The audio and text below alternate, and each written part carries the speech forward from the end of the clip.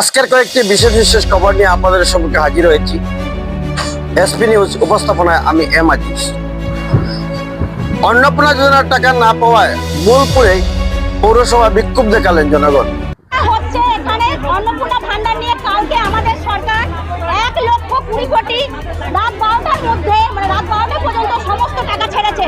যারা অনলাইন করেছে তাদের ঢুকেছে, যারা অফলাইন করেছে তারা ঢোকেনি। কিন্তু আমাদের এখানে কিছু কিছু জনসাধারণ ভাবছে যে সরকারের দোষ। আমি বলতে চাইছি এখানে আমাদের প্রধানমন্ত্রী মুখ্যমন্ত্রী সরকারের কোনো দোষ নেই। দোষ আছে পৌরসভার পোর্টালে নাম তোলেনি, তারা বান্ডিল বান্ডিল জমা করে রেখে দিয়েছে আমাদের সরকারকে বদনাম করার জন্য। তার জন্য বলছি তোরা গদি ছেড়ে দে, হয় তোদেরকে গদি ছাড়তে হবে, নাহলে জনগণকে জবাব দিতে হবে। জনগণের মাথায় হাইলাকান্দিতে বন বিভাগের কড়া অভিযানে 15টি কাঠের দোকান এবং গুদাম সিল করল পুলিশ।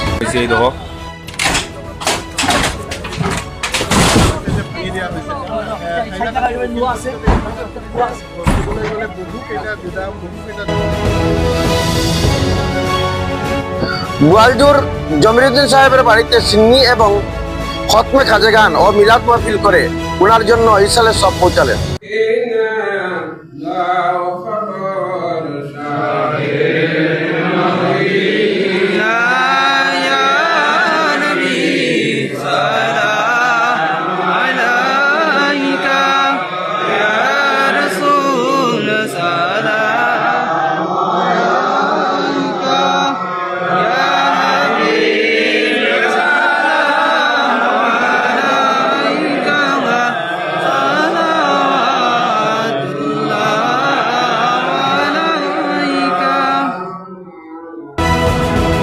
আজকের মতো এখানেই শেষ করলাম।